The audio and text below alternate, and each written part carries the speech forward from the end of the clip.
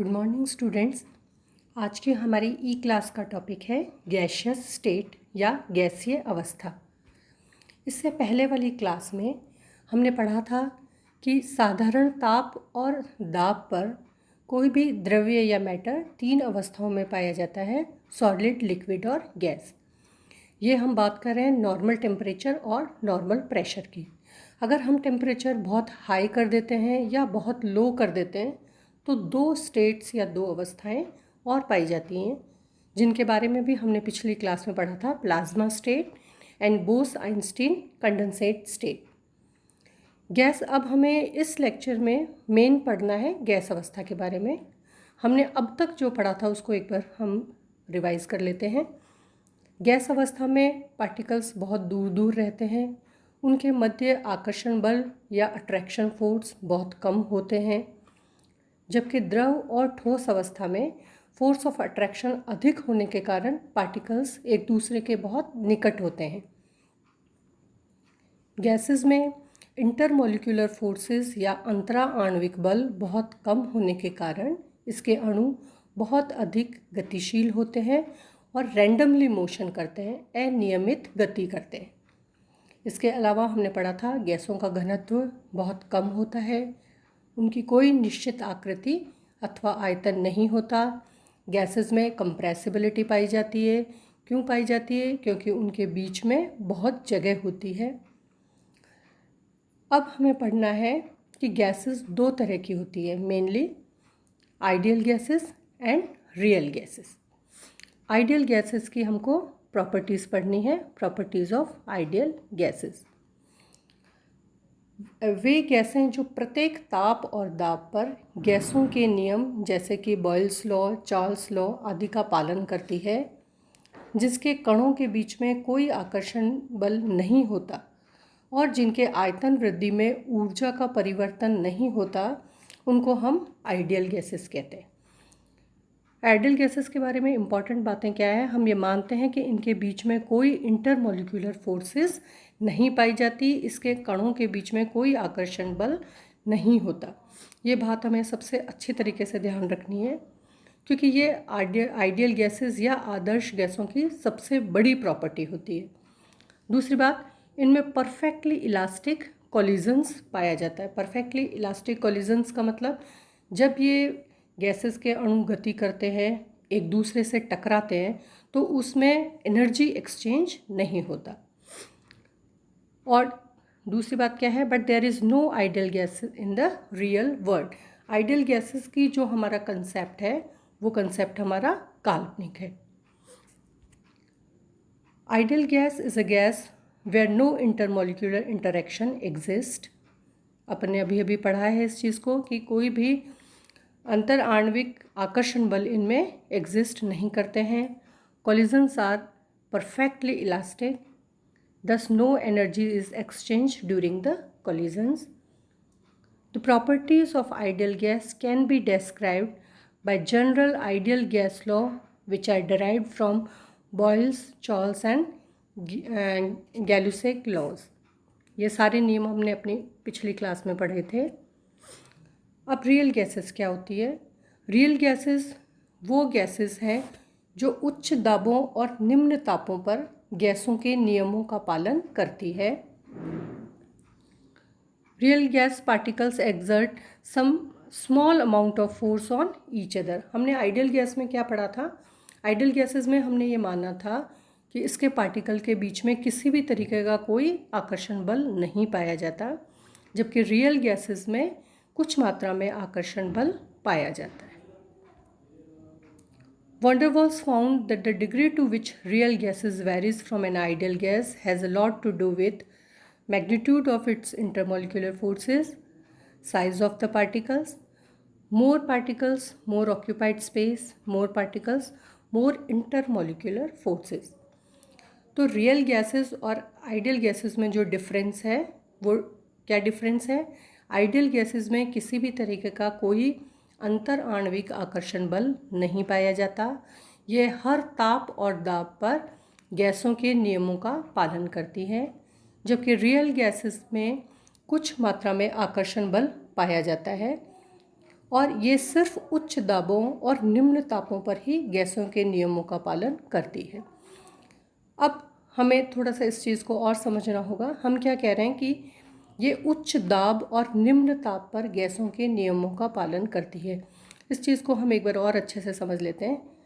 देखिए, जब किसी गैस उच्च दाब पर होगी तो मॉलिक्यूल क्या होंगे, एक दूसरे के पास पास आ जाएंगे, और जब मॉलिक्यूल पास पास में आ जाएंगे तो उनमें कुछ मात्रा में आकर्षण बल होगा, और जब भी गैस के अणुओं के बीच में आकर्षण बल होगा वो गैस रियल गैस की तरह या वास्तविक गैस की तरह व्यवहार करेगी। इसी तरीके से हम कह सकते हैं निम्न ताप पर गैस के मॉलिक्यूल्स में एनर्जी कम होगी, क्योंकि काइनेटिक एनर्जी डायरेक्टली प्रोपोर्शनल होती है टेम्परेचर पे। मतलब अगर टेम्परेचर इनका ज़्यादा होगा तो काइनेटिक एनर्जी भी ज़्यादा होगी। तो अगर टेम्परेचर लो है तो गैस के अणुओं की गतिज ऊर्जा कम है। गतिज ऊर्जा कम है तो अणु एक दूसरे के पास पास में होंगे। अगर पास पास में होंगे तो उनमें आकर्षण बल होगा, और अगर उनमें कुछ मात्रा में आकर्षण बल पाया जाएगा तो वो गैस किस तरह बिहेव करेगी, it behaves like a real gases. इसलिए हम क्या कहते हैं कि रियल गैसेस उच्च दाबों मतलब हाई प्रेशर्स और लो टेम्परेचर पर सभी गैसों के नियमों का पालन करती है। अब आइडियल गैस के लिए हमने एक कंबाइंड गैस लॉ डिराइव किया है, जो बॉयल, गैलुसेक और चार्ल्स लॉ को कंबाइन करके बनाया है। P1V1 upon T1 equals to P2V2 divided by T2, where V is volume, P is pressure and T is temperature. अब कंबाइंड गैस लॉ से क्वेश्चंस हमारे एग्ज़ाम में किस तरीके से आ सकते हैं। न्यूमेरिकल क्वेश्चंस आ सकता है जिसमें आपको कैलकुलेशन करनी होगी। A sample of methane as a value of 7.0, आपको वॉल्यूम दी हुई है at a temperature of 4 degree centigrade, pressure दे रखा है। Calculate the volume of methane at temperature 11 degree centigrade and pressure 1.52 atmosphere. हमारे पास फॉर्मूला क्या होगा, P1V1 upon T1 equals to P2V2 upon T2। हम सारी वैल्यूज़, प्रेशर की वैल्यूज़, वॉल्यूम की वैल्यूज़ एंड टेम्परेचर यहाँ पर सब्स्टिट्यूट करेंगे, और जब हम इसको सिंप्लीफाई करेंगे तो हमारा आंसर आ जाएगा। इस तरीके के क्वेश्चन एग्ज़ाम में आएंगे आपके लिए। इसके बाद में आता है kinetic molecular theory. Kinetic molecular theory वो थ्योरी है जिससे हम गैसेस के बिहेवियर के बारे में स्टडी करते हैं। ये क्या कहता है kinetic molecular theory? Particles are in constant random straight line motion colliding with each other and the container wall causing pressure. देखिए, यहाँ पे हमने एक कंटेनर दिखाया है। इस कंटेनर में गैस के मॉलिक्यूल्स हैं। अब हम क्या कह रहे हैं, गैस के मॉलिक्यूल कभी भी कांस्टेंट नहीं रहते, वो रैंडमली मोशन करते हैं। और जब मोशन करते हैं तो स्ट्रेट लाइन में मोशन करते हैं, पहली बात। दूसरी बात, एक दूसरे से टकराते हैं और साथ में इस कंटेनर की दीवारों से टकराते हैं। जब कंटेनर की दीवारों से ये टकराते हैं तो कंटेनर की दीवारों पे प्रेशर अराइज होता है, और उसको हम क्या कहते हैं, गैस का pressure. The average kinetic energy of the gas particle is proportional to the temperature. ये अभी थोड़ी देर पहले भी मैंने आपको बताया था। काइनेटिक एनर्जी टेम्परेचर के डायरेक्टली प्रोपोर्शनल होती है। जितना टेम्परेचर ज़्यादा होगा काइनेटिक एनर्जी भी उतनी ही ज़्यादा होगी। अब काइनेटिक थ्योरी में कुछ पोस्टुलेट्स बताई गई हैं, वो हम देख लेते हैं। Kinetical molecule theory explain the behaviour of gassing according to the ideal gas law. अब काइनेटिक मॉलिक्यूलर थ्योरी किस पे बेस है? ये बेस है आइडियल गैस लॉ के ऊपर। वहाँ ये क्या मानते हैं, gases are composed of particles called atoms और molecules, the total volume of which is very small in relation to the volume of the space in which molecules are confined। क्योंकि हम कह रहे हैं गैस के मॉलिक्यूल्स एक दूसरे के बहुत दूर दूर होते हैं, इसलिए उनका वॉल्यूम जो कंटेनर की वॉल्यूम है उसके कंपैरिजन में बहुत कम या निग्लेजिबल होता है। Gas molecule exert neither attractive nor repulsive forces on one another। ये सबसे इम्पॉर्टेंट बात है। यहाँ हम आइडियल गैस लॉ की बात कर रहे हैं और आइडियल गैसेस में हम क्या मानते हैं कि इंटरमॉलिक्यूलर फोर्सेस नहीं पाए जाते।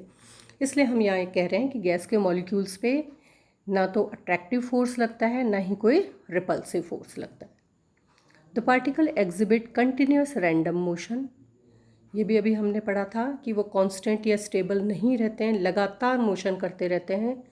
The average kinetic energy E is directly proportional to the absolute temperature of the gas. E is directly proportional to T. The molecules exhibit perfect elasticity.